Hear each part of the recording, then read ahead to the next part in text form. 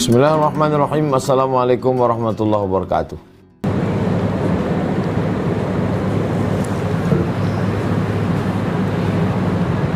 Dakwah menurut istilah adalah hathun nasi alal khairi, memberikan motivasi. Setelah diberikan motivasi supaya manusia ini menang di dunia dan di akhirat. Lalu kemudian ada juga dakwah lagi, kata Dr. Imarah Najib, wa kashfu wasailil batil, menyingkap yang batil-batil. Jadi ada beberapa kawan tidak setuju dengan Ustadz Al-Nab yang menyingkap yang batil-batil di FB. Kalian urus saja lah talang tuh, tak usah membahas masalah ini loh. Ini tidak mengerti. Dakwah itu adalah kashfi wasailil batil. Semua yang batil-batil dibahas Ustadz Al-Nab itu juga bagian dari dakwah. Waman hajiziyal, semua jalan kesesatan penyimpangan itu juga bagian dari dakwah. Nah, jadi YTWU lengkap semua. Cerita makan gratis ada, sekolah gratis ada, dan bagian yang kalau yang lembut-lembut itu Ustadz Zul Ikrami, lembut. Kalau yang keras-keras Ustadz Al-Nab. Jadi situ kan sudah ada ikonnya masing-masing. Kalau ngurus santri itu Ustadz Hanafi. Nah, kalau bagian iklan itu saya. Nah, strategi itu adalah pendekatan secara keseluruhan terkait dengan pelaksanaan gagasan. Jadi mesti ada idenya dulu. Bagaimana kita menggolkan ide ini? Perencanaan, eksekusi, dan kita punya tenggat waktu. Berapa lama goalnya ini? Nah, itu disebut dengan strategi. Strategi Nabi itu pertama merangkul semua elemen. Merangkul bukan memukul, mengajak bukan mengejek. Ada orang tua yang mengayomi Abu Talib, ada yang senior Abu Bakar, anak muda yang tangguh Umar, orang kaya Utsman, Sa'ad bin Rabi', Abdurrahman bin Auf, pemuda yang cerdas Ali, perempuan dermawan Khadijah, Asma, politisi yang kira-kira bisa ngasih kita suaka politik, perlindungan secara politik, Najasyi. Kalau bisa rebut politik, Nabi merebut politik di Madinah. Sebelum bisa, berlindung dulu di bawah orang-orang yang punya kekuasaan, Najasyi. Nah, ini tidak bisa kita one man show. Jadi YTWU ingin melaksanakan ini, kita pun merangkul. Ada orang tua Pak Edward Sanger yang punya tanah nih, Pak Saleh Jasid, banyak juga yang ngasih sebetulnya, tapi kami kena prank. Ada kemudian yang senior yang kita bisa tuakan, karena banyak juga yang tua ini, kalau cakap kampung kami, tua berampai. Berampai itu artinya berjemur. Tua karena terlalu banyak jemur matahari. Kulit aja yang tua sama muka, otaknya tetap anak-anak. Yang begini ini tak bisa. Yang kaya-kaya, yang kira-kira tidak mengintervensi kita. Banyak juga yang kaya, 2 kali datang ngasih bantuan 2,5 juta, semua kita mau diaturnya. Tidak betul juga. Yang kedua, fase. Ada fase. Umur 41, 42, 43 itu dakwah rahasia. Nabi aja yang ditolong malaikat Jibril, Mikail, Israfil, Israel itu pakai fase. Kita pula mau langsung. Belum apa-apa, taubat pagi, siang jihad. Tak bisa. 41, 42, 43 3 tahun rahasia. Secara terang-terangan ke keluarga dulu. Wa anzir anshiratakal aqrabin. Baru kemudian untuk khalayak umum. Jadi berproses. Bukan puncaknya itu kebahagiaan, tapi pada proses. Kita sedang membuat cerita ini sekarang. Di dalam proses itulah ada cerita. Kalau tidak ada proses, tak ada ceritanya. Bagaimana cerita YTWU ini berproses. Dari 2020, gara-gara Covid, tak bisa keluar, sampailah hari ini. 3, kita mesti punya markas. Perlu pusat kegiatan. Rumah Al-Arqam bin Abil Arqam sebagai pusat kegiatan. Jadi kita dulu bermimpi punya pusat kegiatan di pusat kota Pekanbaru. Maka kata Pak Edward Sanger, jual tanah nih.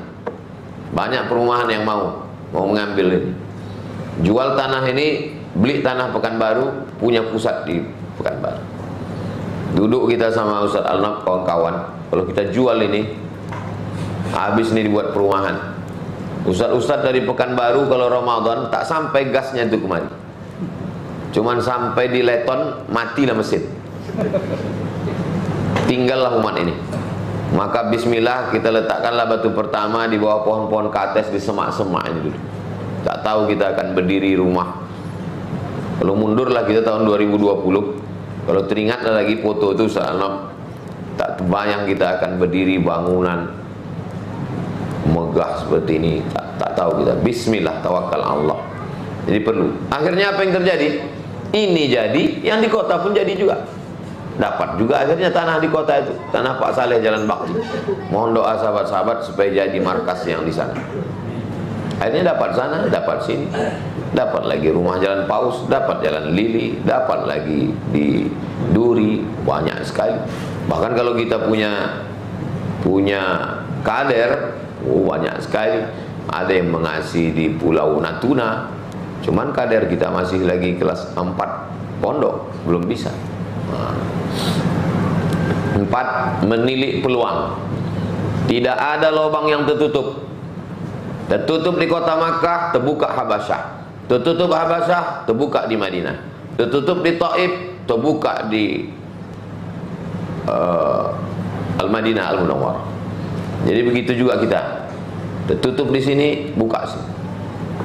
Selesai Palas 1, buka Palas 2. Selesai Palas 2, sambil jalan juga Jalan Bakti. Kalau selesai itu Bagan Benio jalan terus, Talang juga, Durian Cacar jalan terus. Sampai kapan ini? Fa idza faragta fansab. Tak ada istilah berhenti. Kalau Ustaz Alnaf selalu me-WA saya, gas terus katanya. Saya bilang jangan lupa hidupkan mesin. Gas pun kalau mesin tak hidup, ya main gas-gas saja. 5. Mesti bersikap. Nah ini di tengah perjalanan ini banyak sekali tawar-menawar ini. Datang Al-Aswad bin Abdul Muttalib, datang Al-Walid bin Al-Mughirah, datang Umayyah bin Khalaf, datang As bin Abil Wa'il, mau mengajak kompromi.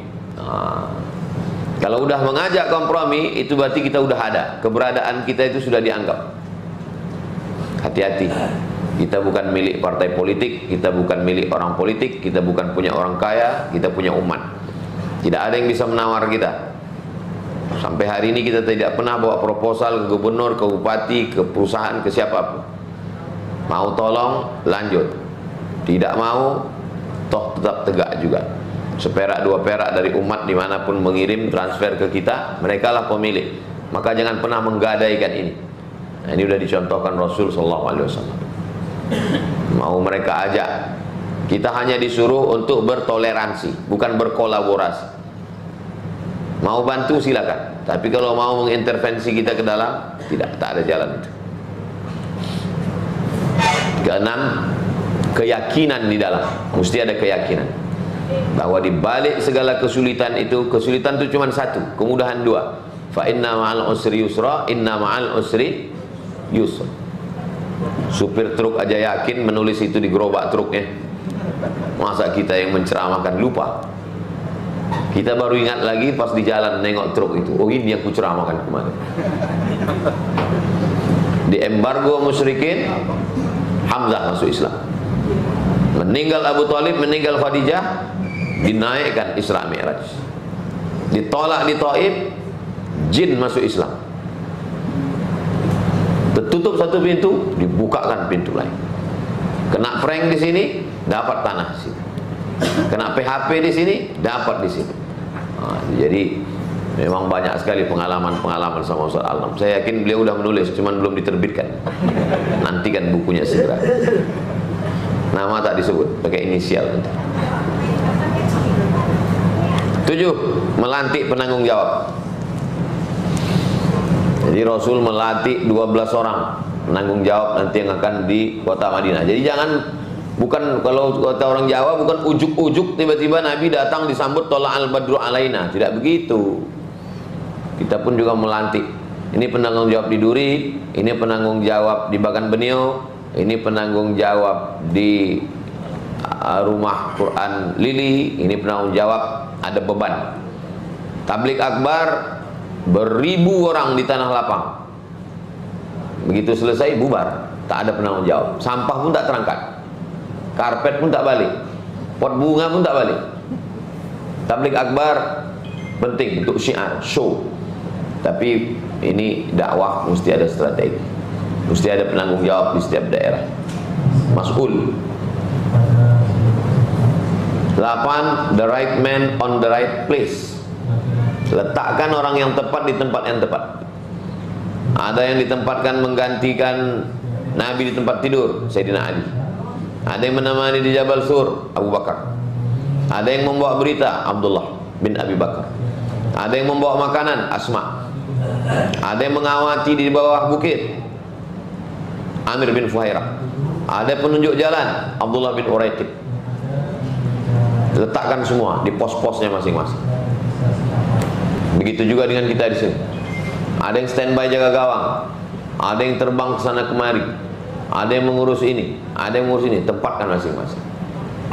Ada yang menyediakan makanan aja, hamba Allah dan Ummu Aisyah.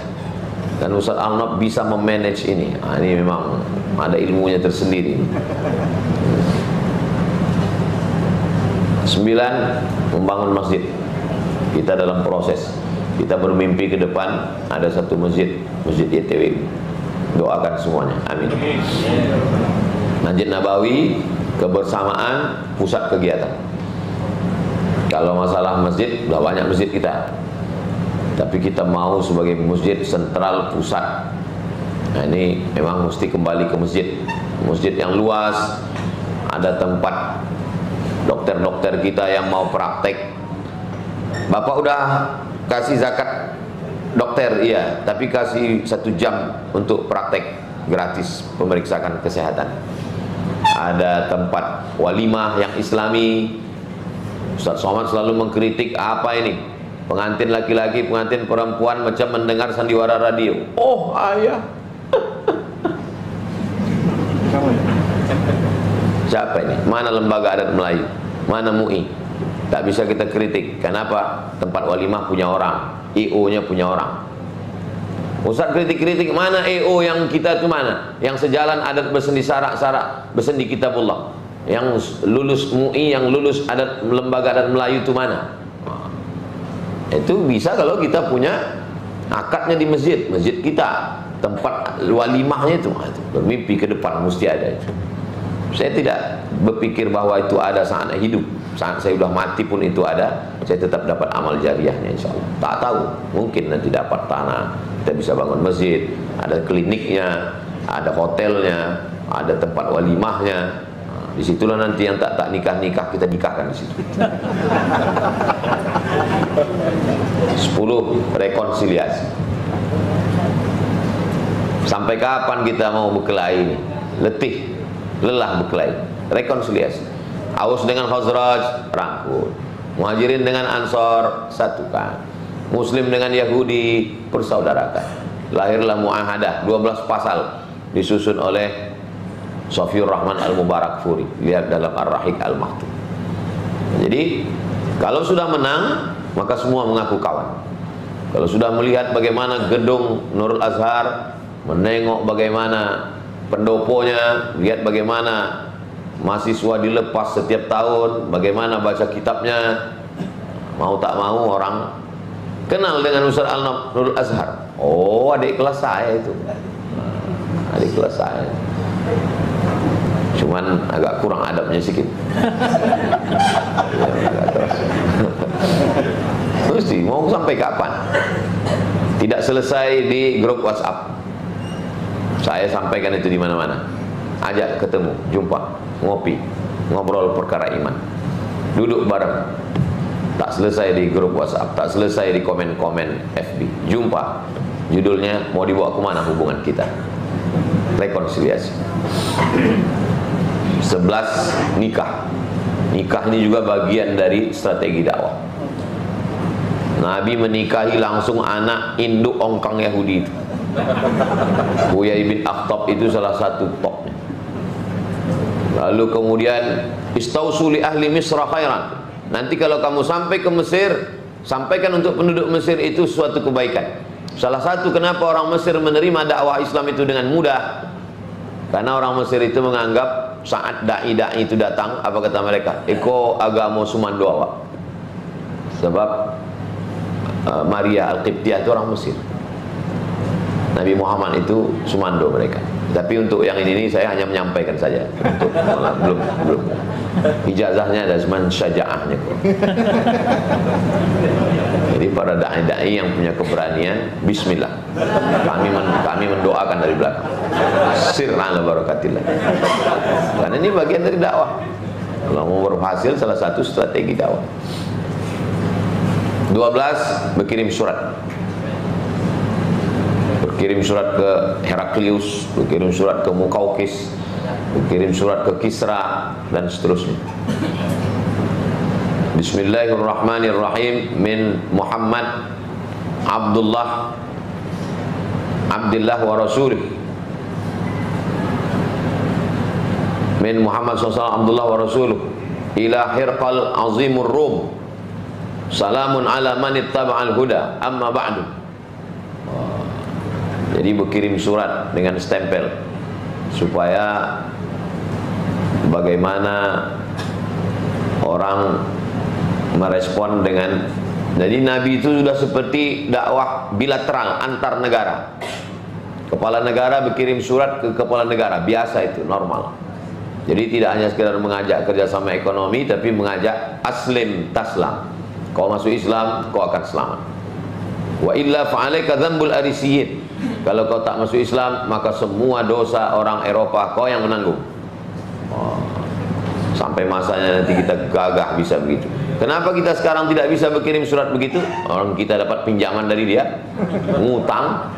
Semana kita mau lantang. 13, mengirim utusan. 16 orang dikirim. Kirim utusan-utusan. Setelah Fathul Makkah, kirim utusan. Kita pun nanti sampai masanya mengirimkan utusan-utusan. 14, selalu berikan motivasi bahwa dakwah ini adalah kerja-kerja Nabi. Wa man ahsanu qawlan mimman da'a ila Allah wa 'amila shalihan wa qala innani minal muslimin. Bahwa siapa yang berdakwah itu mendapatkan pahala. Berdakwah kita ke satu suku itu beramal, kita dapat pahala. Jadi motivasi terus. Sehingga dari sini ke Bagan Benio itu tak terasa jauh. Dari sini, saya justru cemasnya itu setelah menengok videonya. Waktu menjalani itu biasa, pas dikirimkan Ustaz Al video, rupanya kita berada di tengah air yang hitam, di tengah biosfer hutan gambut. Rupanya orang kalau masuk gambut ini tak bisa naik. Jadi akan datang Ustaz, kalau kita ke situ tolong pakai pelampung. Enggak 2 kali kita tak pakai pelampung, kalau mati. Rosiman itu lagi. Ustaz Rosiman, banyak malaikat-malaikat ya. Tujuan dakwah menciptakan masyarakat Islam, mengadakan perubahan. Kira-kira setelah kita masuk, apanya yang berubah? Setelah kita masuk ke kampung itu apanya yang berubah? Alhamdulillah Ustaz, dulu anak kami tak sekolah, dulu tak hafal Quran apa? Jangan setelah kita masuk ke kampung itu, pas ditanya apanya yang berubah? Dulu Ustaz tuh kemari pakai motor, sekarang udah pakai mobil. Ustaz tuh yang berubah. Orang di kampung. Kalau udah ada kebaikan, kita jaga keberlangsungannya. Melaksanakan dakwah ini dalam Ibnu Katsir katanya wajib. Kemudian Syekh Muhammad Abu Zahra, para ulama sepakat wajib dakwah, kesepakatan.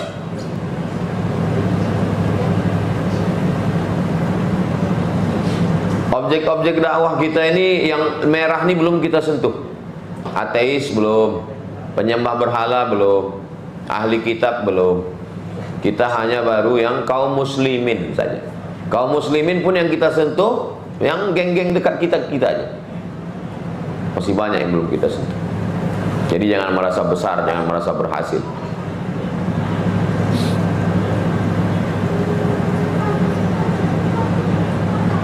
Banyak kali yang belum kita sentuh ini.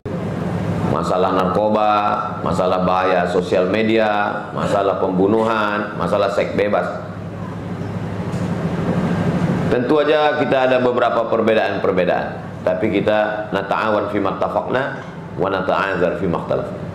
Ada perkara-perkara yang kita sepakati, kita kerjasama. Ada yang kita berbeda, berlapang dada. Ta'addud al-wasilah, wahdatul ghayah. Wasilahnya macam-macam, tapi ghayah tujuannya tetap satu. Macam pokok kurma, ada usul, ada furu'. Batangnya satu. Furu'nya ini bisa jadi bercabang-cabang. Objek dakwah kita dari mulai bayi sampailah mati. Yang bayi itu yang di preschool. Yang termuda anak saya, setahun 10 bulan.